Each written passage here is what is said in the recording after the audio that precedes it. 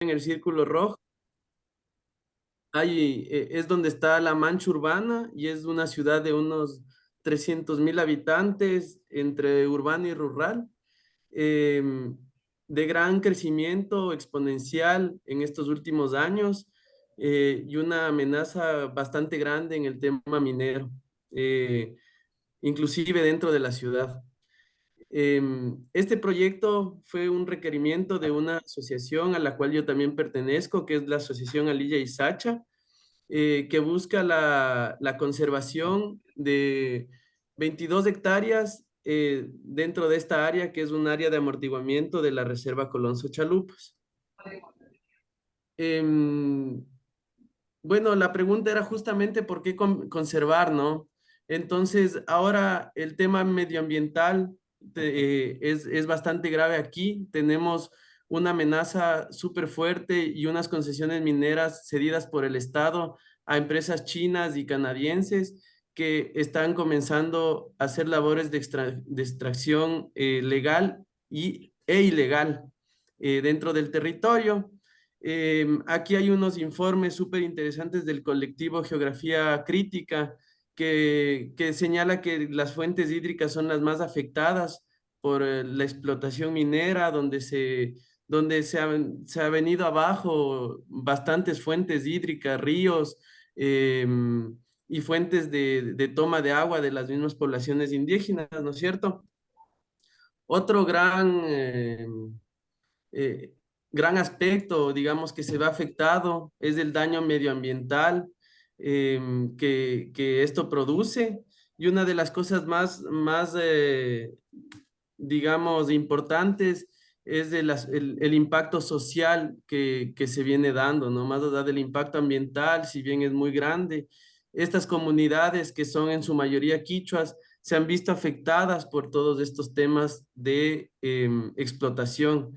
Entonces, la Asociación Alilla y Sacha, eh, formada por 15 personas que somos ecuatorianos y que hemos venido buscando la manera de poder hacer algún tipo de actividad dentro del territorio para poder ayudar a las comunidades y también influir de manera positiva. eh, Compra este pedazo de terreno, eh, que como les dije son 22 hectáreas que pasa por ahí esta concesión minera. El terreno fue comprado en el 2018, a inicios del 2018, y uno de los requerimientos para poder regularizar la tierra era tener un espacio que compruebe que nosotros estábamos habitando y gestionando el territorio. Entonces se ve la necesidad de construir un espacio dentro de este territorio. El territorio está a 30 minutos caminando del lugar a donde se llegue en automóvil o en bus, que es la población de Tala. Y entonces tuvimos que ver las opciones para poder construir de manera eficiente y con el mínimo impacto, ¿no? Entonces, igual, bueno, ahí yo les cuento lo que es la Asociación Alida y Sacha, los que estén presentes y a la gente que está conectada, igual les invito a seguir en Instagram a la asociación @Alilla y Sacha, que pueden seguirla y ver cuál es el propósito del trabajo. Y bueno, ya yéndome al proyecto, al tambo, este proyecto era justamente también tener un espacio de refugio para el ser humano. Como ven, es un espacio que está en medio de la selva, donde las inclemencias del clima y de la naturaleza son abundantes. Entonces, se debía tener un espacio donde recaudar, estar bajo buen recaudo, digamos, ¿no? Entonces, se propuso una tipología de cabaña, viendo también la arquitectura vernácula del lugar. Entonces, en planta baja tenemos una planta baja libre donde se desarrolla un fogón y un espacio de cocina es armable y desarmable. Y en planta alta, en la planta del primer piso, son los espacios para poder acampar y espacios para estar, ¿no? Em, En estas perspectivas podemos ver que justo estamos cerca al río, teníamos que levantar la construcción para poder igual evitar cualquier problema con algún tipo de inundación que se pueda dar, aunque este río es un río de alta montaña que si bien crece, fluye rápidamente y no se empoza, digamos, no crece así hasta llegar a nuestra cabaña, pero, pero para tener prevención nosotros la construimos así, ¿no? También buscamos una tipología de cabaña que sea interesante, que no sea ortogonal, que tal vez busque unos ángulos distintos ya en la parte estética y que sea atractiva también para los visitantes que también quisiéramos que lleguen a nuestro espacio, ¿no? Em, para ya ir a lo concreto, se comenzó con 15 días de aserrar madera en el lugar porque necesitábamos materia prima, ¿no? Entonces se hizo un recorrido para poder ver cuáles son los árboles que nos iban a funcionar, que son árboles también de madera dura, que no vayan a penetrar los insectos ni se vaya a dañar fácilmente. Entonces, en este caso, ahí podemos ver una madera de colorado. Em, Al inicio fue bastante impactante, una persona yo de ciudad, este es el primer proyecto que yo hice acá en la Amazonía, llegar a, a cerrar un árbol, era casi así como medio chuta fuerte para nosotros, ¿no?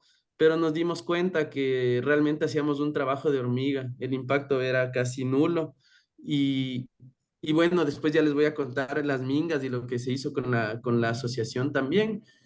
También recargar el trabajo de las personas del lugar, ¿no? Que es un trabajo eh, ya de sabiduría, súper interesante, el mismo hecho de saber manejar las máquinas para poder aserrar, sacar material así casi a 90 grados de esas vigas y poder convertir de un árbol una materia prima perfecta para poder hacer la construcción, ¿no? Ya en el lugar comenzamos a traer ya las vigas la materia prima que necesitábamos para poder construir y se plantaron estas columnas, que son unas columnas que esto fue súper interesante. Encontramos caído un árbol que había estado por más de 10 años en el lugar, cerca del río caído, y que algunas personas habían intentado entrar a cerrar, pero es un árbol de madera súper dura que daña hasta las máquinas. Si tú le das con un machete en la madera, suena como que estuvieras dando un metal. Entonces, esta es una madera que acá le conocen como guambula.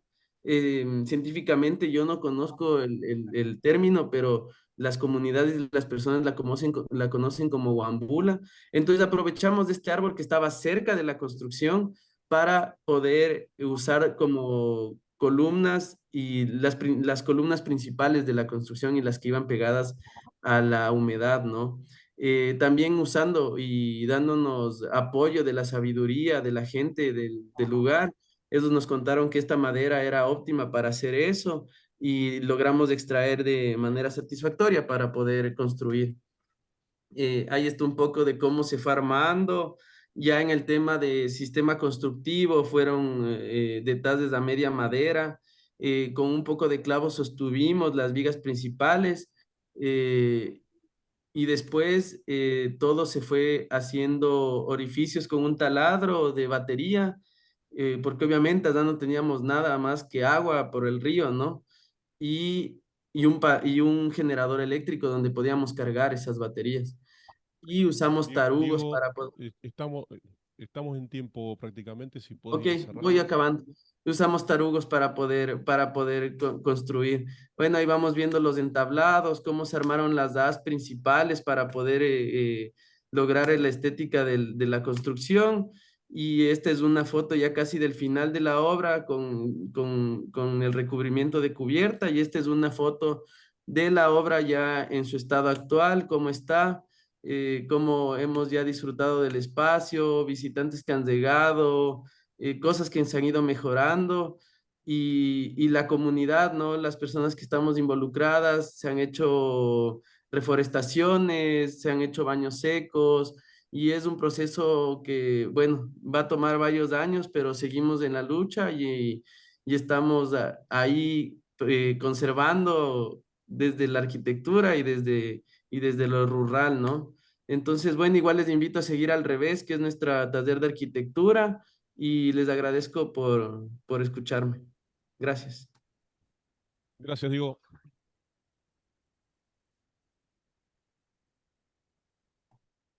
Bueno, la ponencia siguiente, mapas, trayecto para un nuevo paisaje, entre las preexistencias y un nuevo proyecto en arquitectura y educación. Huarte María Jesús, de la Facultad de Arquitectura y Diseño Urbanismo de Buenos Aires. Hola, buenas tardes ¿Compartís a vos? todos y todas. Sí, a ver, ahí comparto. Gracias. ¿Se ve bien?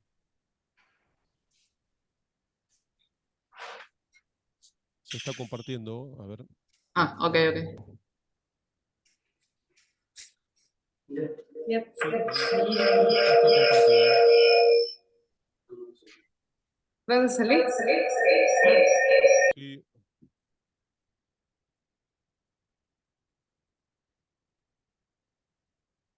Ahí se ve. sí, ahí está, ahí Ahí está. va. Perfecto. Bueno, buenas tardes. Nuevamente en este congreso del proyecto arquitectónico. Gracias por armarlo otro año más y poder estar acá compartiendo esta experiencia. Avisé ayer, pero lo vuelvo a decir porque no estaban todos los presentes de la mesa. No acostumbro a retirarme de las mesas, pero estoy en plena entrega de mi taller de acá de proyecto urbano, así que me tengo que escapar apenas termine. Bueno, mapas trayectos para un nuevo paisaje entre las preexistencias y el nuevo proyecto en arquitectura y educación.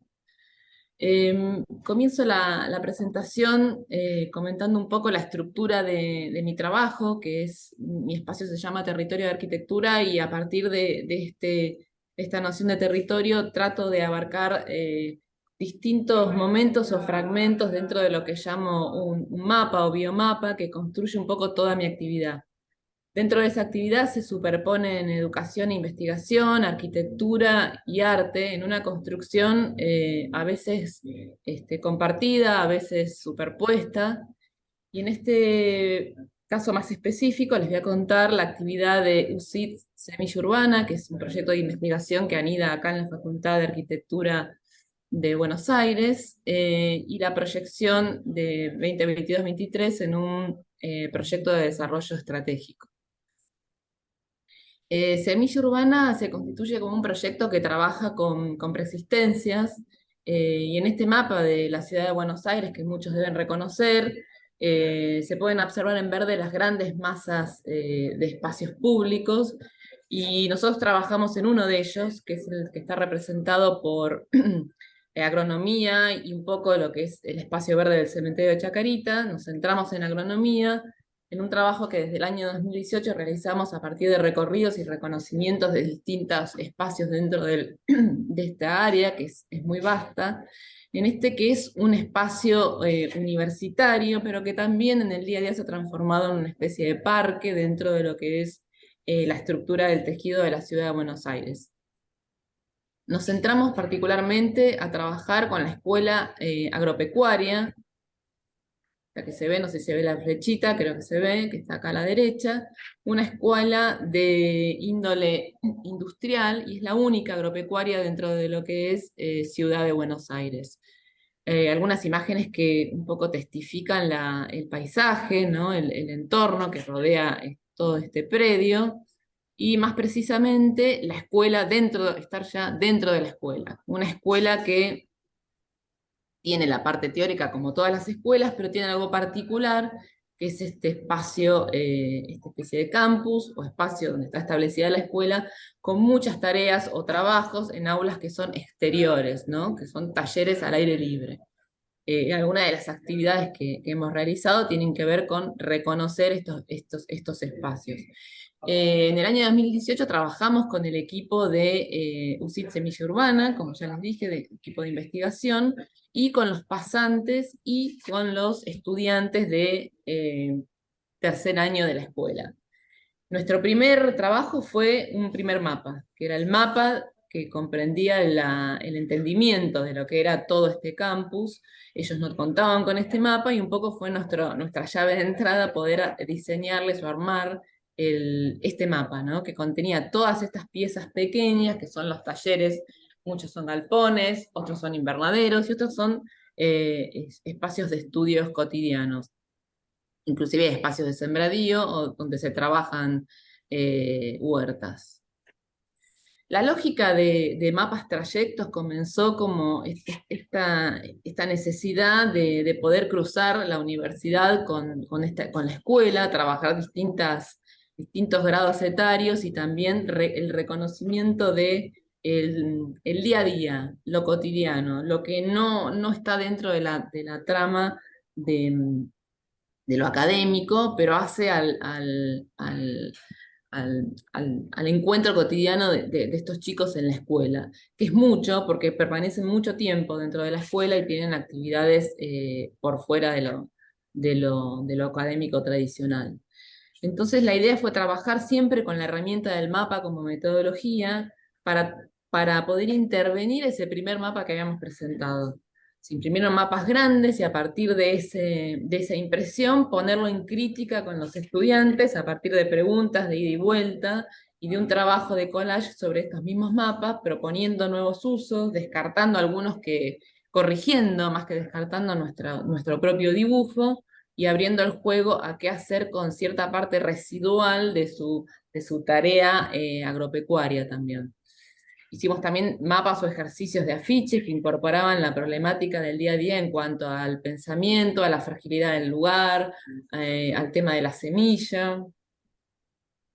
Y algunos mapas espontáneos trabajados en el mismo aula con ellos, que hablaban un poco de espacio, actividad, objeto y residuo, donde nos sorprendimos gratamente porque se plegaron enseguida al trabajo, no solo de la parte del aula, sino de salir digamos, a todo el campus o el espacio abierto y empezar a reconocer cuáles eran esos elementos que quedaban, ¿no? Como residuo, y qué se podía pensar o imaginar desde una perspectiva de construcción entre todos. En las fotos que voy a mostrar ahora aparecen tanto los estudiantes como los pasantes, intentando ver cómo a partir de estos residuos construir algunos elementos apropiados para el día a día, como pueden ser estos que ven en la pantalla, y poder encontrar en esto de la comunidad y la construcción un momento interesante, ¿no? De apertura y de reconocimiento de hechos que por ahí en el día a día pasan desapercibidos como espacios de uso, espacios de estar, y también nociones de transformación de algunas cosas que estaban como postergadas o abandonadas. Esto dio pie a la presentación del proyecto en la UBA como proyecto de desarrollo estratégico que contempla el trabajo con una institución, de la mano de la institución y de la mano de lo que propone el equipo de investigación. Lo ganamos y el año pasado se transformó en el desarrollo de este derrotero un poco más estructurado, ¿no? Entonces empezamos a conformar una cantidad de mapas que comenzaban con los mapas que acompañaban los trayectos. Siempre lo primero es el recorrido, el reconocimiento, la evaluación del lugar, no solo con los estudiantes, sino con el equipo. Ahora ya teníamos un equipo donde había más diversidad, donde teníamos paisajistas, donde teníamos una antropóloga, una etnógrafa, y eso nos acompañaba un poco más a la hora del trabajo con los estudiantes. Entonces, lo primero era también siempre imprimimos este mapa que es nuestra hoja en blanco, pero que no está en blanco, y trabajamos con el equipo docente, ¿no? Verificando datos, viendo qué recorridos nos estaban planteados y tratando de imaginarnos el trabajo con los estudiantes. Siempre en un diálogo con la escuela, ¿no? Con los profesores, con esta, que no lo conté antes, pero siempre hay una hora particular que nos ceden, la hora de plástica. Están muy sobrecargados de actividades, como muy difícil incorporarle una hora más, así que nos ceden una hora, y en esa hora se trabaja. Entonces, parte de las presentaciones radican también en entender que el mapa es algo mucho más amplio que un mapa geográfico, claramente, y brevemente y un poco calibrado para lo que es una escuela secundaria, conversamos sobre esta noción de mapa desde, bueno, desde los mapas situacionistas al día a día, como para entender de dónde surge esta idea de los recorridos y de entender y aprender desde ese hecho práctico.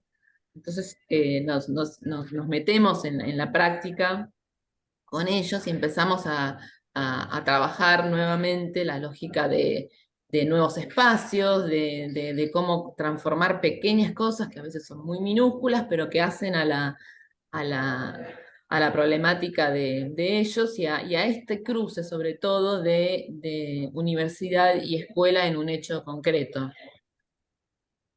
A partir del resultado de estos mapas, también nosotros empezamos a leerlos y a reconocer, bueno, qué espacios están faltando en el mapa, qué relaciones podrían marcarse como recorridos cotidianos, qué espacios se desearían en la escuela y serían posibles de conformar en este entretiempo entre lo académico y el espacio exterior. Realizamos también un conjunto de preguntas de la mano de la antropóloga, entonces, bueno, preguntas que tienen que ver con el día a día, bueno, con esto que les comentaba anteriormente, y tuvimos como un impacto de respuestas que nos llevaron a las propuestas, ¿no? Que son este tiempo que viene ahora, que es los mapas propositivos, ¿no? Cómo imaginar estos mapas propositivos a partir de estos talleres que podríamos llamar, que son estas intervenciones en el día a día de la escuela, y a partir de ellos conformamos estas 6 intervenciones mínimas, de las cuales en principio pudimos realizar 2, y que tuvieron que ver con unas plantaciones de árboles, la transformación de un espacio de residual en un lugar de estar, donde también se puede ver y observar los juegos cotidianos, que son este playón que está aquí arriba, alguna terraza que se podía llegar a intervenir en lo que era la parte académica de la escuela, y la 1 y 2, que son las que realizamos, era la intervención de un edificio que estaba cuasi abandonado, que es este aulita exenta número 2, y el camino de acceso a la escuela, que es el número 1. Que sos, estás en Ya tiempo cierro. para seguir cerrando. Sí. Intervención número 1, trabajos con palabras y con frases que ellos mismos trajeron. Trabajo número 2, intervención con fotos que también surgieron de los talleres, fotos del día a día de ellos en la escuela, y se completaron en la intervención de esta aula para darle carácter y para empezar a charlar sobre qué se podía realizar. El último mapa es un mapa reflexional que ya tiene que ver con un encuentro con el grupo. Tengo un video, si quieren lo paso y si no, cerramos.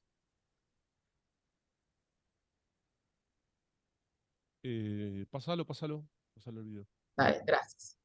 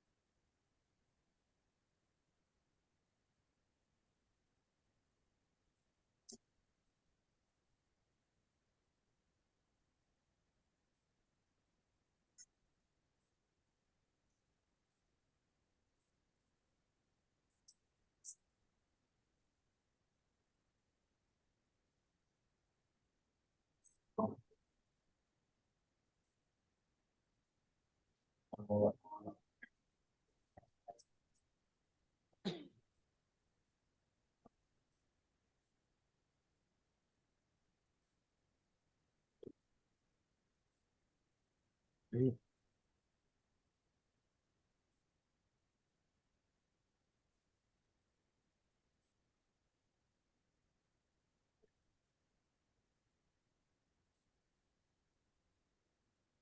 Gracias. Bueno, gracias. Continuamos con la ponencia, dos encargos poco convencionales, Matías García Vigliolo, FAU UNLP.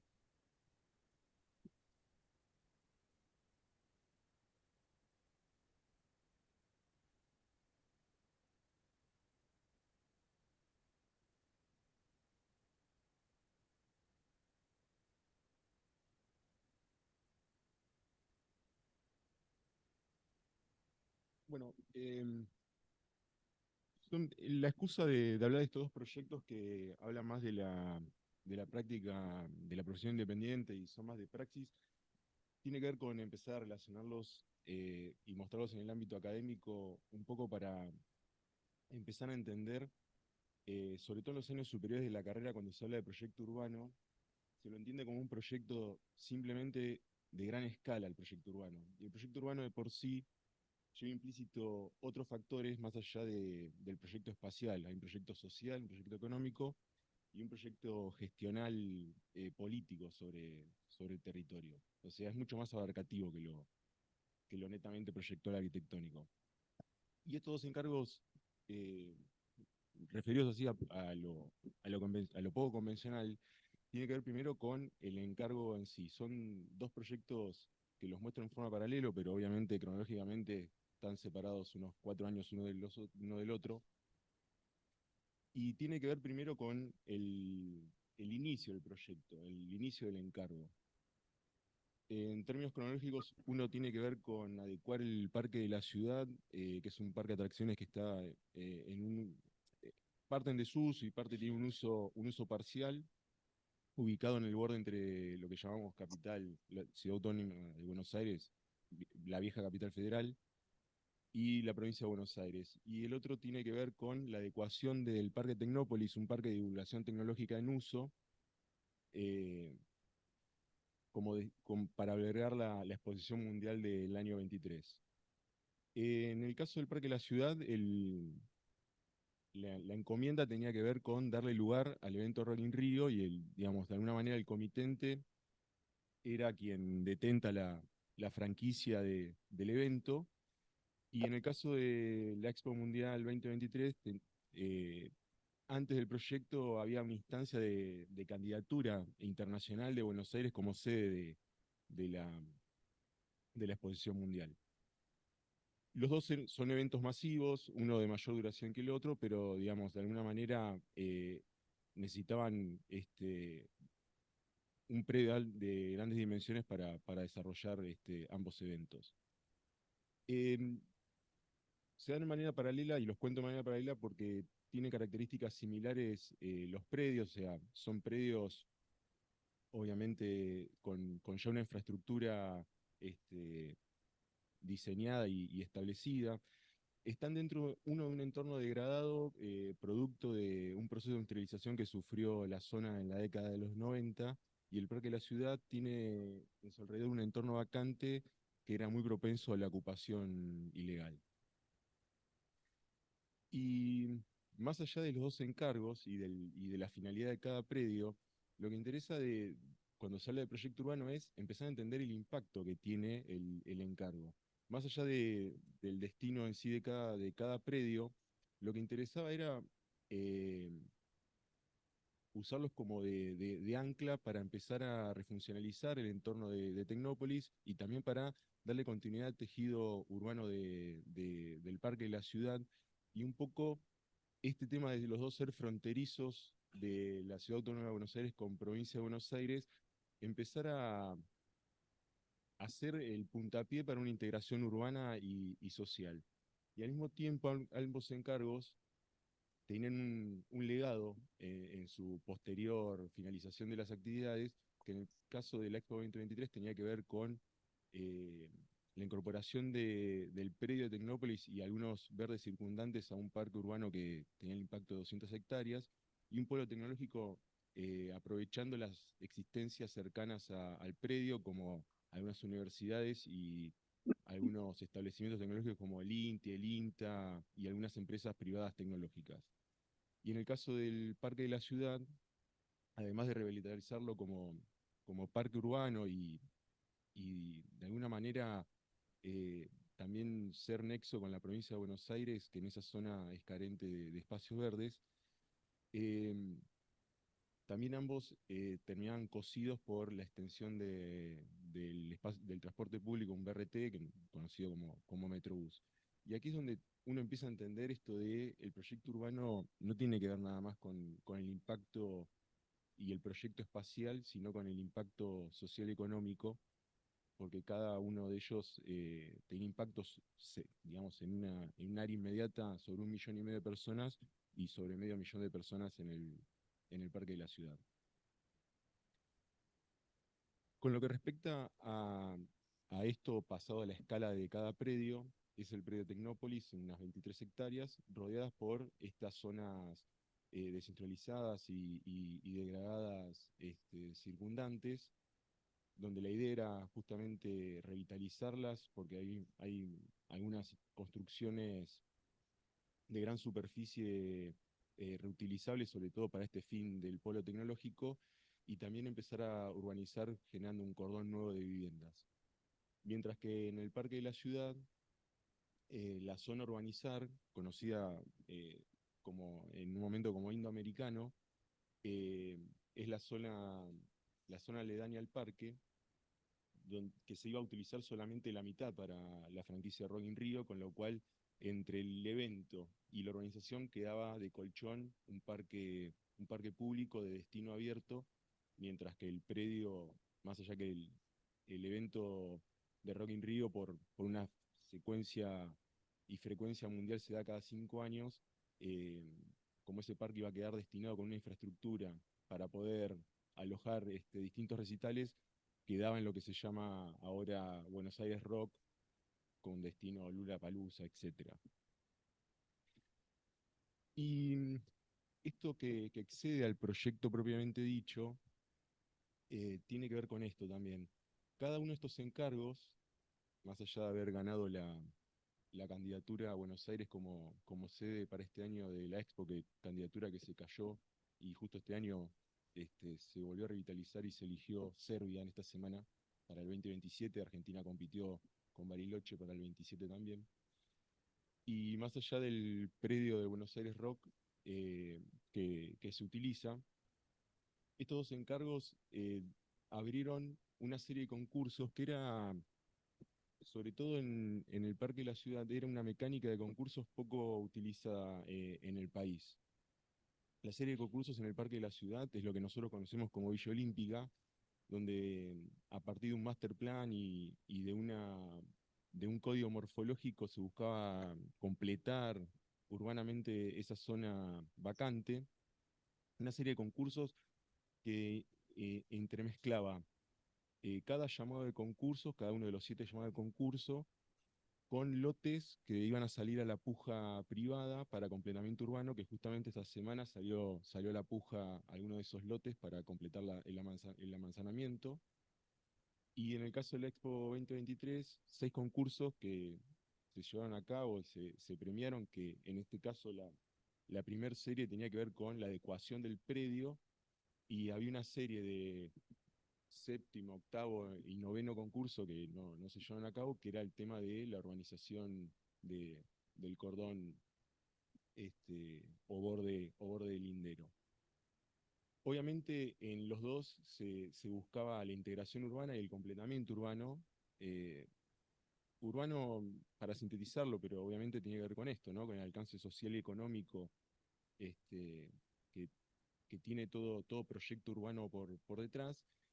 Y un poco esto tenía que ver con romper esa frontera entre Provincia de Buenos Aires y Ciudad Autónoma de Buenos Aires que geográficamente se dan por la Avenida General Paz o lo que conocemos como el Riachuelo en la zona sur.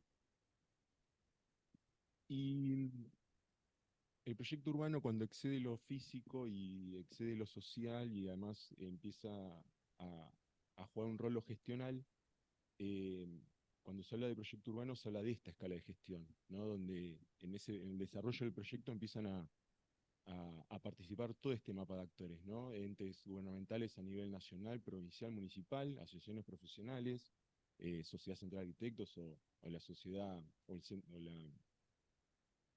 el colegio provincial, y el sector privado, que es quien también entraba en esta pata de la participación público-privada, sobre todo se ve notoriamente en lo que contaba de los 7 proyectos de Villa Olímpica.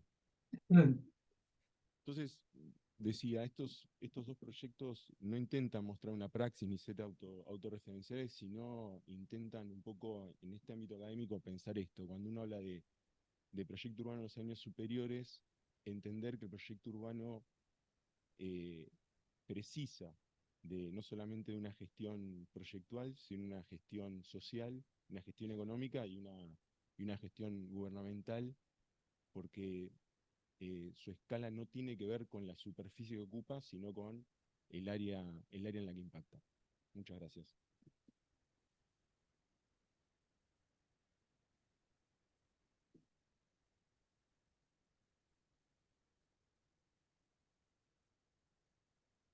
Bueno, gracias, Matías.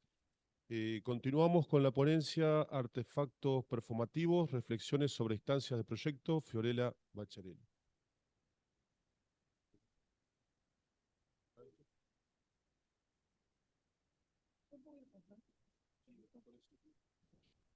Perfecto. ¿Se escucha bien?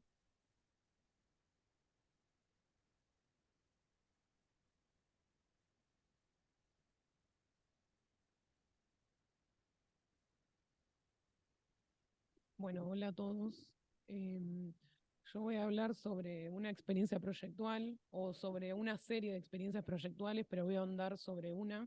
El título de la ponencia es Artefactos Performativos y lo que me interesa más que nada es reflexionar sobre las instancias que fui elaborando a lo largo del proyecto. Bueno, un poco artefactos performativos. Me interesa la palabra performativo, porque la palabra performativo implica acción, y me interesa que se produzca con los elementos de la arquitectura un enunciado, pero no un enunciado que solamente describa cosas, sino entender que los enunciados pueden hacer cosas, ¿no? Acá cito a un filósofo del lenguaje que tiene un libro que dice cómo hacer cosas con las palabras. Entonces, un poco lo que a mí me inquieta o mi motivación es pensar cómo hacer cosas o cómo generar cosas a partir de los elementos de la arquitectura. Entonces, pueden tener otra función, o sea, los elementos o los enunciados pueden tener otra función más allá que simplemente dar a conocer una verdad, ¿no? Bueno, empiezo a entender que los elementos no son funcionales, sino que generan estas acciones, empiezan a realizar enunciados realizativos, valga la redundancia, y me interesaba que estos elementos sean los que empiecen a generar la experiencia en el espacio. Es decir, que no solamente sean elementos que confinan un espacio, sino que generen dentro de su propia configuración diferentes situaciones espaciales. Entonces, un poco este proyecto, pienso en algunos conceptos análogos, donde empiezo a pensar en la grieta, la ruptura, la pausa, un poco citando a Deleuze, lo liso, lo estriado, porque yo empiezo a pensar en una casa donde, voy a pasar primero esta y después vuelvo. Yo puedo marcar acá. Ahí está. Esto sería un esquema de una casa compacta, de una casa tipo cajón, donde tenemos las funciones básicas, que un poco yo lo que pienso es que las funciones necesarias para habitar, pero intento pensar dónde podemos nosotros involucrarnos para empezar a investigar esta condición de los elementos performativos, más allá de solamente la función básica que tiene la vivienda. Entonces empiezo a pensar en esta condición de la ruptura, de la grieta, que eso es un poco lo que le va a dar la identidad y la experiencia a ese espacio, a la persona que habita ese espacio. Entonces, un poco esta vivienda parte de la necesidad básica, se produce la ruptura, la grieta, y eso comienza a un poco yo lo empiezo a llamar lo estriado, que es lo que va a generar este movimiento de lo liso, parafraseando un poco a Deleuze, ¿no? Entonces vuelvo acá, que estas son unas imágenes de un viaje, pero me interesa un poco este concepto de empezar a entender que hay algo que es liso, hay algo que es como lo básico, lo esencial, pero también hay otra cosa que nos permite generar nuevas experiencias dentro de ese lugar. Bueno, estos yo artefactos performativos le llamo, pero son en este caso son una serie de casas. Primero tengo la 1, que después al final muestro una imagen, y esta es sobre la que voy a hablar. Entonces, como decía, en la instancia generativa me interesaba un poco entender esto, que hay una necesidad básica, que una organización básica, pero a mí lo que me interesa trabajar es en este espacio que es la grieta, donde yo puedo generar esta experiencia performativa. Entonces, bueno, surge esta condición del artefacto, donde podemos ver que es un artefacto que parte como de un volumen genérico, y ese volumen empieza a desmaterializarse en algunas partes, a extenderse, a afinarse, a confinarse, hay compresiones, descompresiones, que eso va a ser lo que produzca esta secuencia espacial y produzca, no sé, por ejemplo, las relaciones entre espacios transversales.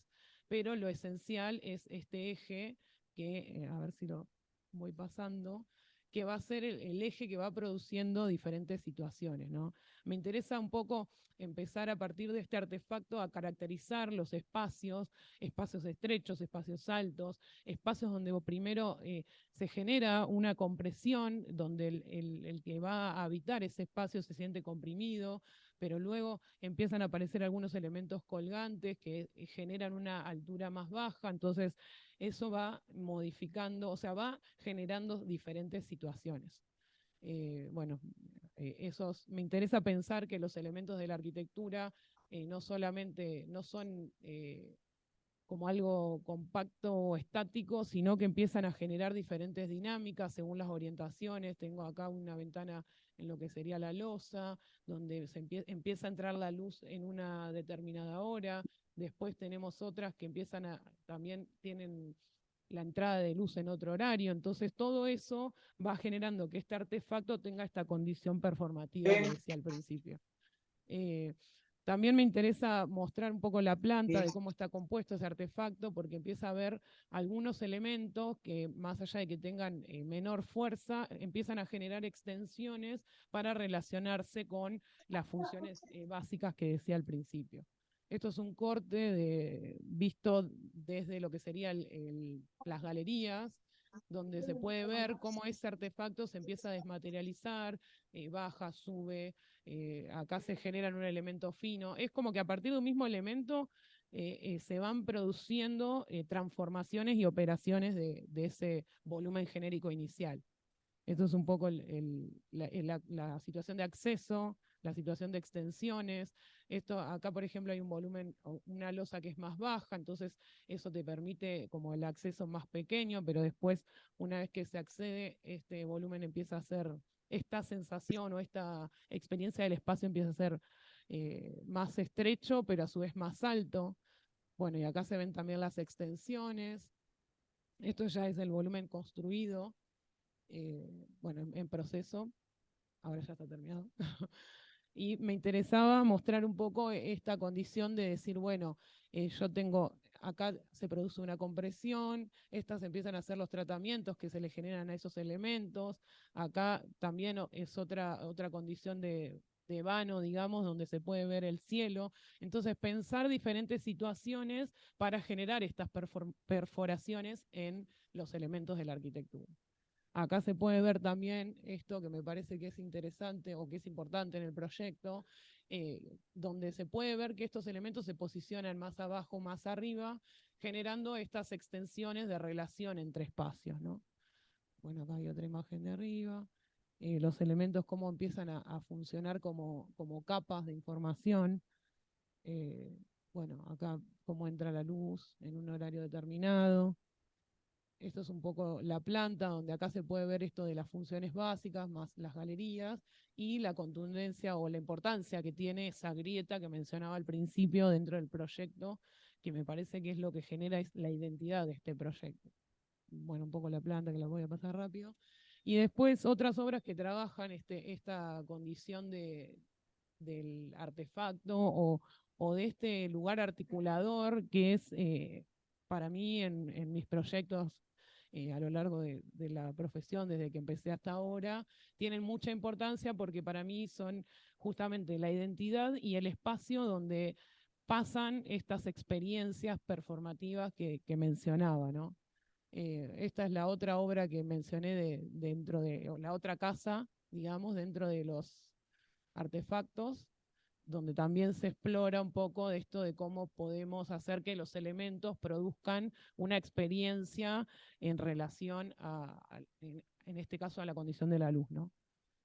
Y bueno, me interesaba un poco reflexionar al respecto de todo esto que vengo mencionando, eh, poniendo el énfasis un poco en esto de lo performático, lo performativo. Acá esta es una obra de Luciana Lamote que me interesa pensar que en realidad no importa tanto el elemento en sí, sino importa qué hace y qué produce ese elemento espacialmente hablando y experiencialmente hablando, ¿no? Bueno, esta es otra imagen. Eh, Pensar en el acontecimiento, la deriva, el movimiento constante dentro del proyecto de arquitectura. Acá me interesaba, estas son algunas citas de artistas, de gente que estudia la cuestión performática. Me interesaba esto, ¿no? Poniendo en conflicto los lenguajes convencionales. Entonces, empezar a pensar en esta condición del elemento, cómo lo podemos transformar para que produzca estas experiencias dentro de una vivienda, por ejemplo.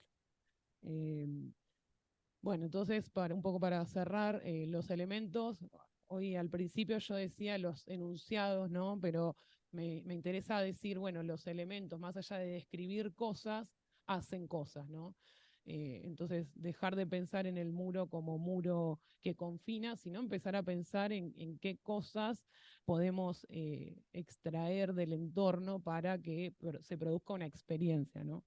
Y lo último, y ya cierro, no, y me interesaba un poco pensar en esta condición de la profesión en relación a la investigación y a la docencia, que es un poco la cuestión del RIPA, de la red del Congreso, que me parece importante que podamos contar proyectos en relación a las investigaciones que venimos haciendo, porque en el RIPA pasado hablábamos un poco de eso, que como profesionales nos enfrentamos justamente a la profesión en la calle, en la práctica, en relación a todo lo que venimos investigando, si hay una conexión o si no. Entonces empezar a reflexionar eh, al respecto de estas tres ramas conectadas para llegar a hacer cosas diferentes o no sé si diferentes, pero como reflexionar al respecto, ¿no? Así que bueno, eso es un poco todo. Muchas gracias.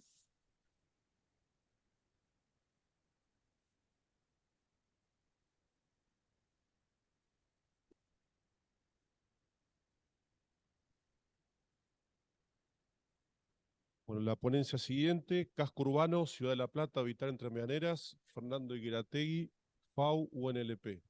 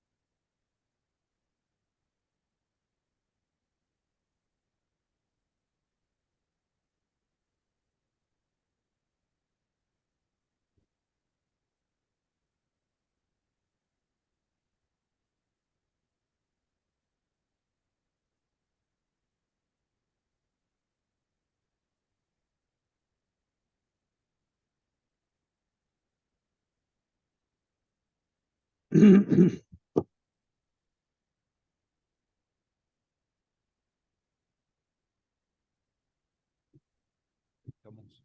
Bueno, gracias, Pablo. Bueno, perfecto. Buenas tardes, agradecemos la posibilidad de participar, de contar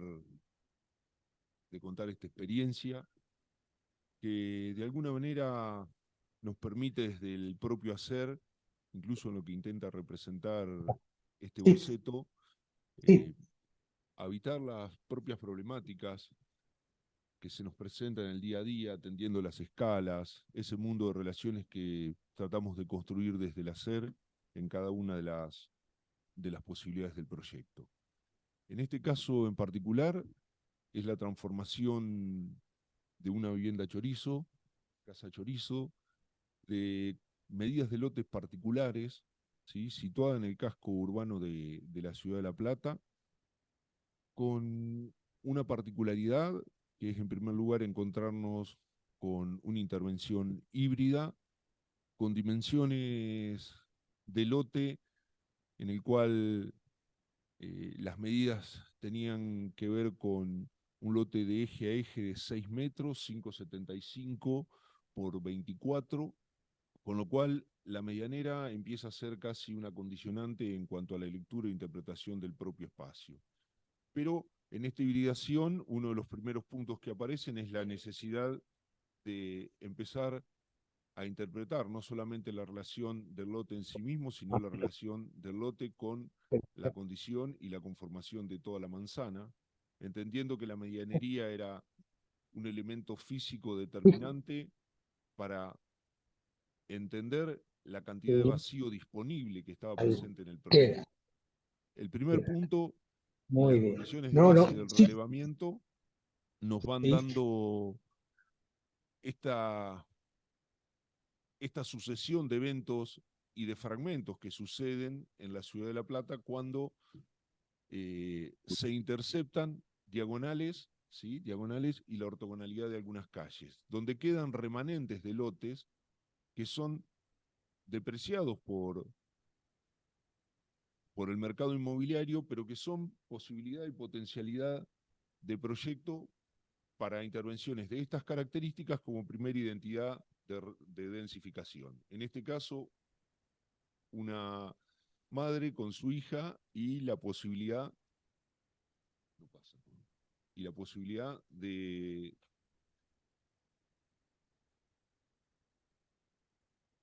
ahí vamos, ahí va, de una madre con su hija y la posibilidad de situar la densificación y entender la posibilidad de los usos mixtos dentro de la vivienda, porque no solamente era un espacio para su condición adolescente, de hija, la madre, y un espacio productivo. Entonces, la vivienda en esas condiciones empieza a adquirir un carácter simbólico y esta aproximación a los usos mixtos, dando fundamentalmente una mirada, ¿sí?, mucho más significativa en términos de uso y no la condición de uso exclusivo de la vivienda.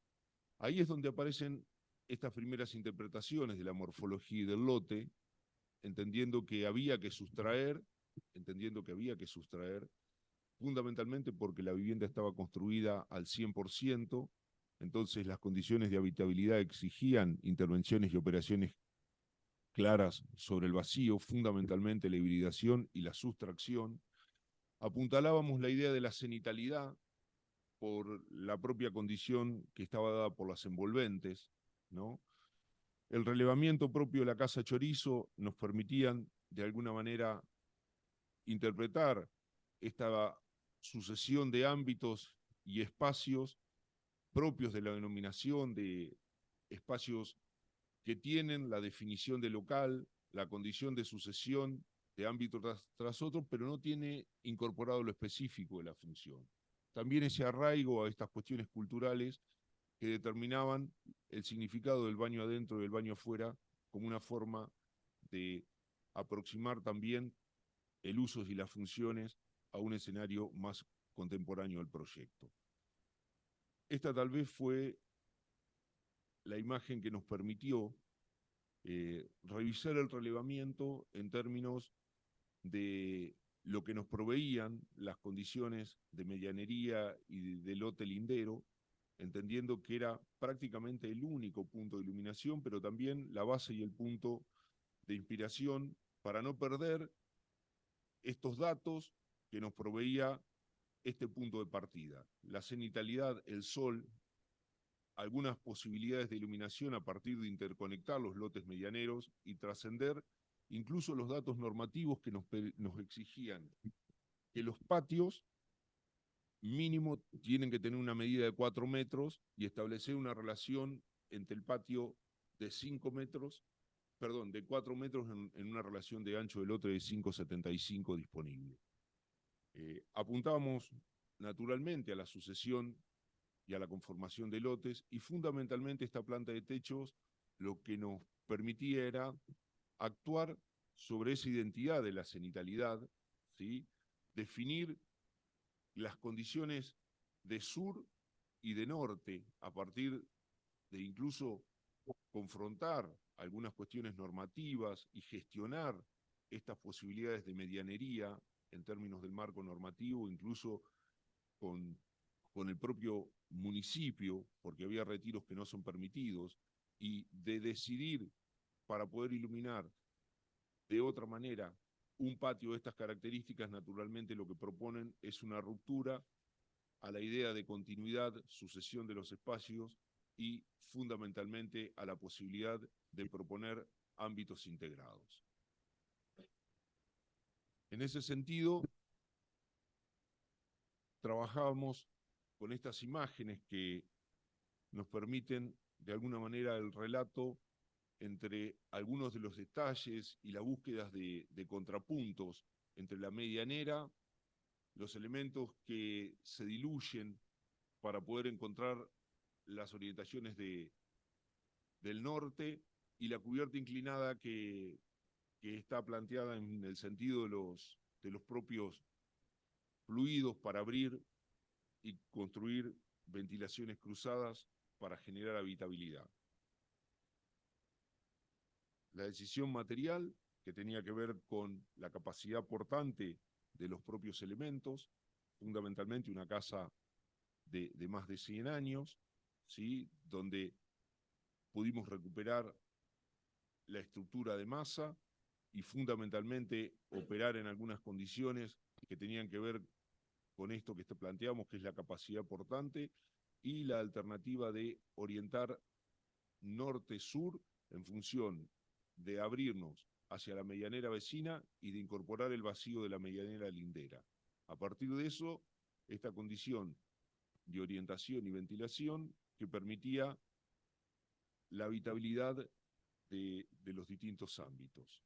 La condición de caja sobre la arquitectura de masa, sobre la búsqueda del contrapunto, la sensación de construir más vacío del que de alguna manera disponía y en función de eso poder trabajar esta cuestión de lo que te provee el vacío, lo que te provee lo etéreo, lo que te provee en la dimensión propia de cada uno de los elementos, trabajar la sucesión, trabajar la continuidad, trabajar el detalle como parte de la relación y el relato del equilibrio y la articulación de los distintos componentes y los distintos elementos. Hacer incluso una nueva interpretación de las posibilidades y de las disputas entre lo que la normativa provee y lo que el terreno real te permite escribir como experiencia en términos de datos, ¿no? Incluso verificar si este vacío es parte de este terreno o es parte del lindero, es parte de la articulación y de la construcción de las relaciones, entendiendo que incluso desde la propia ciudad podemos empezar a trascender esto de que no exista una colaboración entre un lote u otro por el hecho de la medianería. Trascender ese dato nos parecía de fundamental importancia. Trabajar incluso esas identidades propias de la Casa Chorizo, las relaciones de las galerías, estimular y poner en el escenario contemporáneo otras nuevas identidades, trabajar incluso las experiencias de nuevos espacios, la sucesión, las rejillas de piso que nos permiten que toda esta iluminación también bañe las plantas inferiores, trabajar el todo como expectativa y como proyecto. Algunos detalles que sintetizan la expectativa no solamente del detalle en sí mismo, sino el cómo se sostiene, cómo nos aventuramos en esta idea de investigar y experimentar, donde a veces la experiencia te permite acentuar algunas cuestiones propias de la investigación y que también en ese salto al vacío están las posibilidades de poder escribir nuevos relatos sobre la experiencia y el proyecto. Una de las cuestiones más significativas es poder contar desde esta planta de techo todo el mundo que se habita debajo de ella, sosteniendo así un universo más amplio, este binomio de poder proponernos aventuras, de poder acentuar que la investigación y la experimentación proyectual no es una cuestión de campo, sino que es un acto permanente del proyecto, que es donde vos te enriqueces a partir de poder habitar en sí mismo la experiencia del proyecto de arquitectura, poniendo en valor esos pequeños eventos que son parte del relato de un universo de posibilidades que están presentes en la ciudad. Y animarnos incluso a contar estas viviendas de la planta de techos haciendo valor en la cenitalidad. Porque cuando no tenés ciertas dimensiones, incluso cuando tenés los lotes linderos ocupados y sobreocupados, tal vez la cenitalidad sea una de las únicas posibilidades y recursos para proponer esta identidad proyectual. Muchas gracias.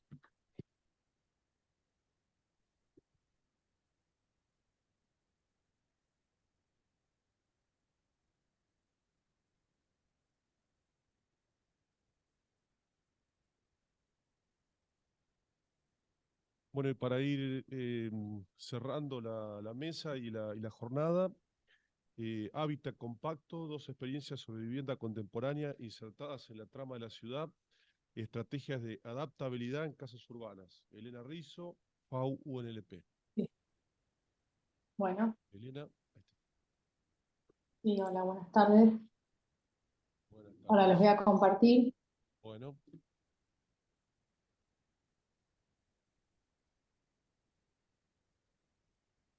Les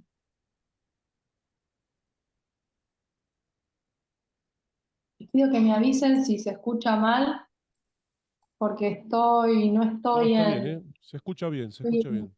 Sí, sí. Ok, apago el video de última y... Ahí está.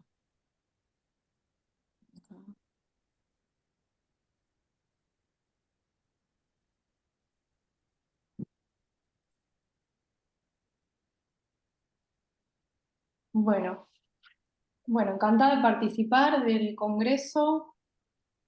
Eh, Voy a hablar de unas experiencias en la trama urbana de 2 viviendas.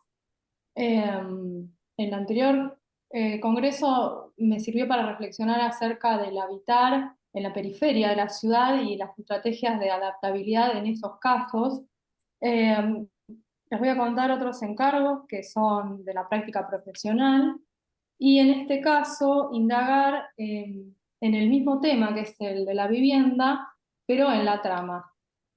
Y la estrategia aquí es la compacidad. Por ahí si alguien recuerda las otras obras que conté, no era exactamente eso, pero siempre en pos de generar eh, la posibilidad de una vivienda que sea contemporánea, adaptable, perfectible. Digamos que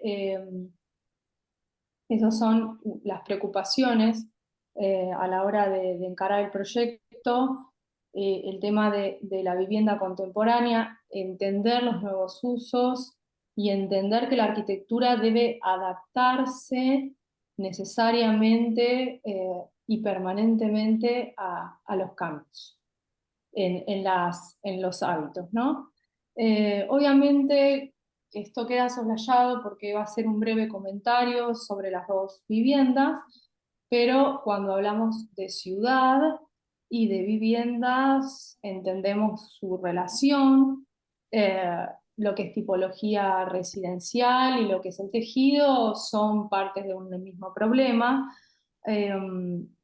Y por otro lado, cuando hablamos de vivienda contemporánea, bueno, es un universo, hay muchas cuestiones que son relativamente nuevas, otras no tanto, pero bueno, hay una cuestión que es interesante, que también lo dejo como reflexión, que tiene que ver con el espacio aumentado, con esta cuestión que nos interpela a todos, de las tecnologías de la comunicación, de estos cambios profundos, en lo que nos toca como arquitectos, transitar una época de cambios en todos los estamentos, en todos los hábitos, en la manera en que trabajamos, en la manera en que aprendemos y educamos, en la manera en que relacionamos con la ciudad, etcétera. Es decir, que hay una cuestión creo que es importante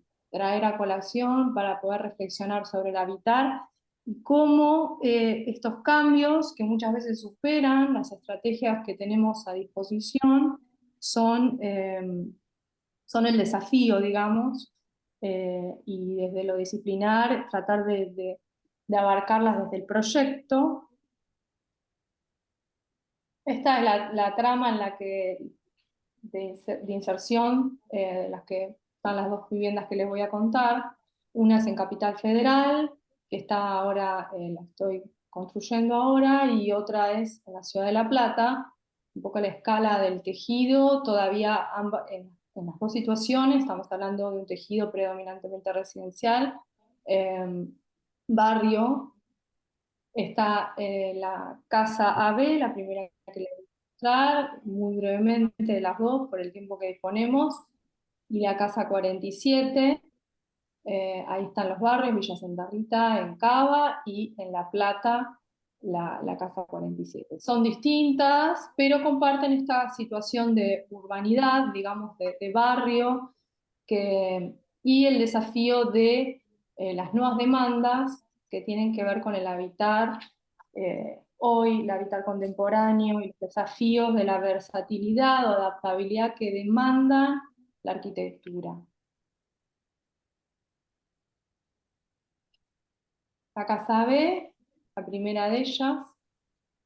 Ah, acá me saltó una diapositiva, me parecía. Bueno, viendo un poco las estrategias, tienen que ver con... ¿Se escucha ahí? Porque me dice que tengo poca internet. Tienen que ver con Sí, se escucha bien. plantas bajas muy permeables. Bien. Voy a pasar un poco rápidamente las estrategias generales de proyecto en las dos viviendas. La primera de ellas tiene que ver con plantear una planta de transición, de la ciudad y vivienda que sea absolutamente permeable e indeterminada.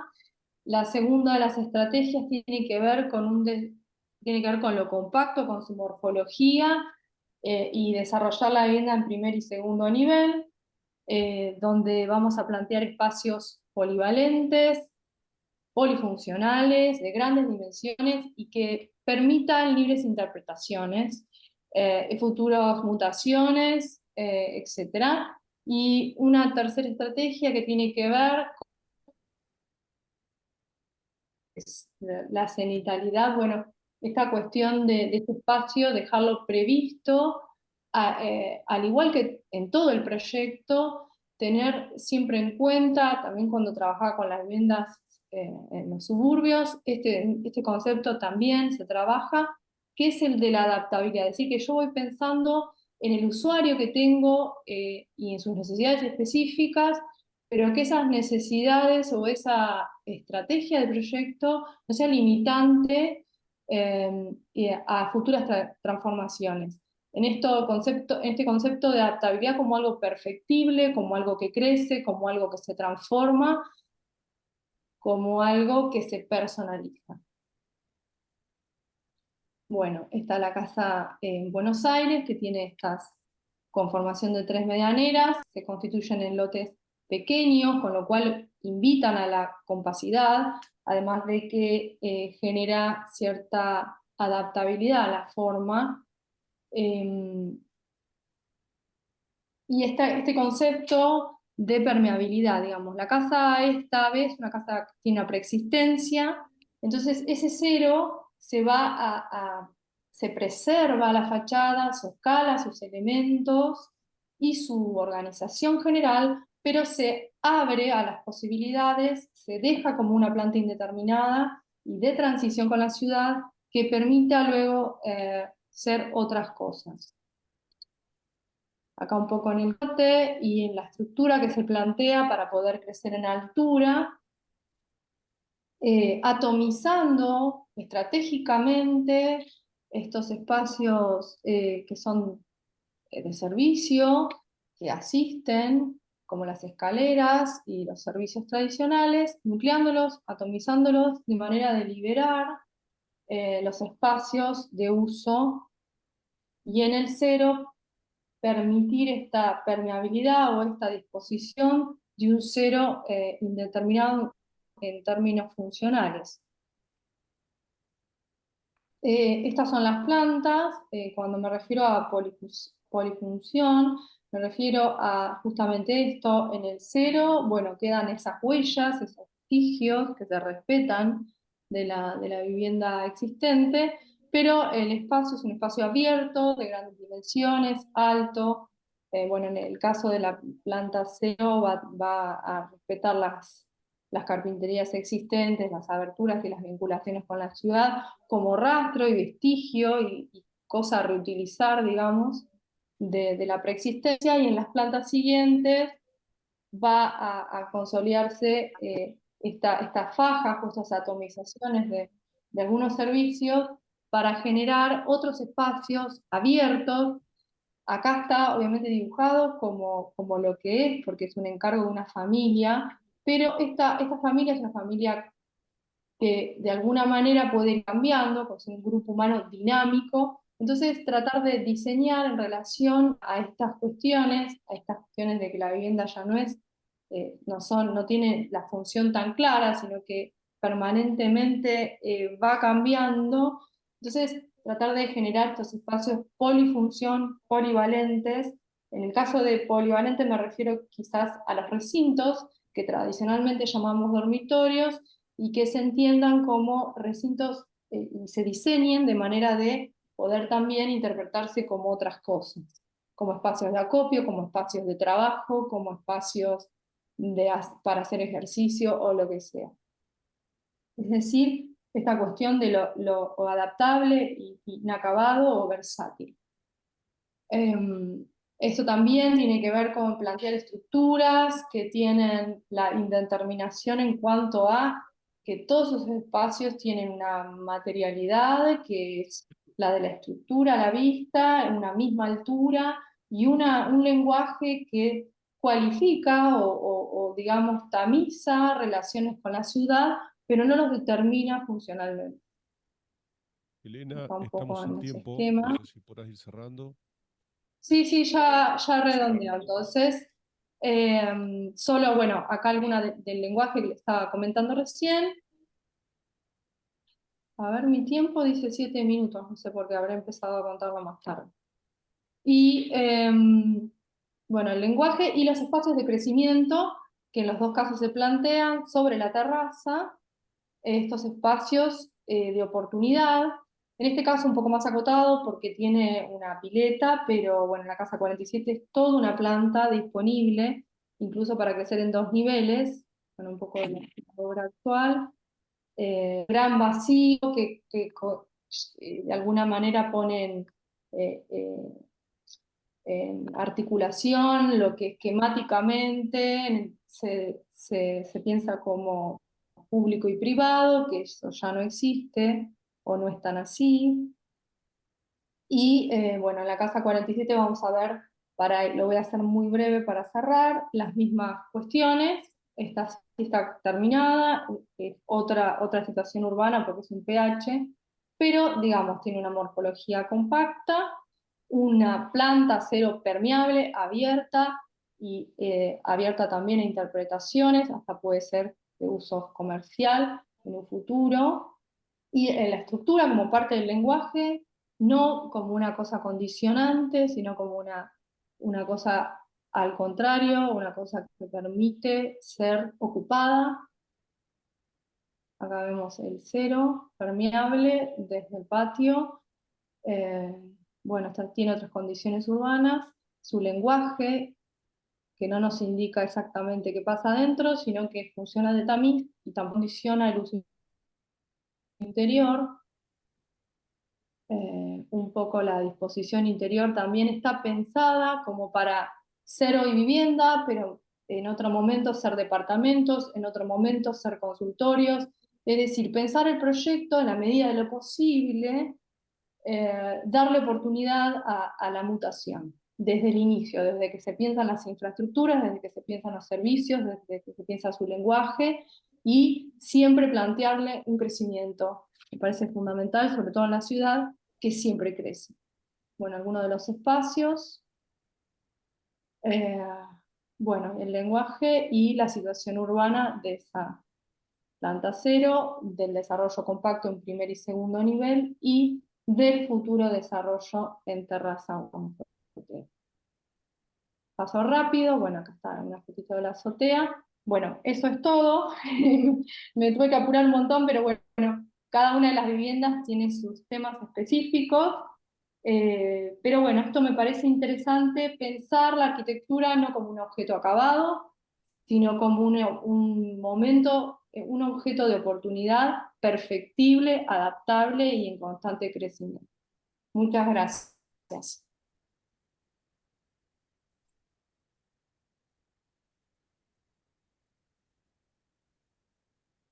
Bien, ya por hoy me parece que tuvimos suficiente, tuvimos 5 mesas, 29 ponencias en el día de hoy, estamos todos como extasiados y un poco cansados, por cierto. ¿Me dice algo? Agradecer a todos la participación. Uy, Tenemos que entregar el aula ahora. Solamente no. destacar estas últimas ponencias que mostraron obras de sus estudios particulares y me parece que se cumple el sentido. Está con. No, Jackie Luna. Esto. se cumple el sentido que tenemos con el RIPA, que tiene que ver con justamente poder mostrar de investigaciones muy específicas, muy localizadas de temas particulares, junto con aquellas prácticas que se vienen dando en distintos lugares y en distintas escalas, desde escalas urbanas, como mostró hoy Matías, vamos a hablar mañana también de eso, a casas que mostraron Elena, Fiorella y el Mosta, pero me parece que esa conjunción, de alguna manera, creo que a todos nos sirvió ver un poco de lo que van haciendo otros, ¿no? Por más que sean temas completamente distintos. Así que se agradece. Mañana a las 9 retomamos con la mesa 6. Así que gracias a todos.